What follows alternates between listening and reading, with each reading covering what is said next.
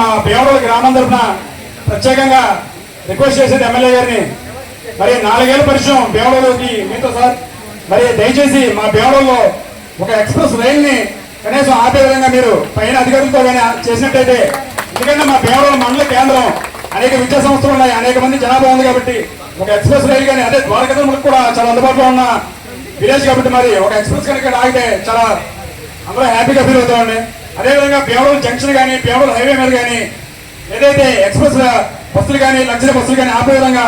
మన నాయకులు రెడ్డప్ప నాయుడు గారు ఎలాగో మీకు చాలా సన్నిహితంగా ఉంటారు కాబట్టి మీరు ఆ విధంగా కూడా లగ్జరీ బస్సులు కానీ ఎక్స్ప్రెస్ బస్సులు కానీ మా భీమడోలు గ్రామానికి అనువుగా ఆపేటట్టయితే కనుక మా భీమడోలు గ్రామ ప్రజలందరూ కూడా మీకు ఎప్పటికీ రుణపడి ఉంటాం. అదేవిధంగా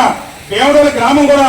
ఎంతో అభివృద్ధి చెందేది, కానీ భీమడోలు గ్రామం కన్నా భీమడోలు జంక్షన్ చాలా వేగవంతంగా కొన్ని వ్యాపార సంస్థలు అక్కడ రావడంలో అభివృద్ధి చెందుతుందండి. భీమడోలు గ్రామం చాలా కుంటుపడిపోతుంది ఆర్థిక పరంగా. దాన్ని పునరుద్ధరించాలంటే భీమడోలు బస్ స్టేషన్ కనుక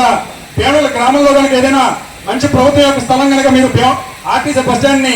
భీమడోలు గ్రామంలోకి తీసుకొస్తే భీమడోలు గ్రామం ఆర్థికంగా కొంచెం వ్యాపార పరంగా కూడా అభివృద్ధి చెందుతుంది. కాబట్టి దాని కూడా మీకు సహోదయంతో, ఎందుకంటే 4 ఏళ్ళు మీకు ఎప్పుడు ప్రయాణం భీమడోలుతో కాబట్టి మీరు సౌలభ్యంతో దాన్ని తప్పకుండా తీరుస్తారని కోరుకుంటున్నాను. మన ఎంపీ గారితో కూడా మాట్లాడి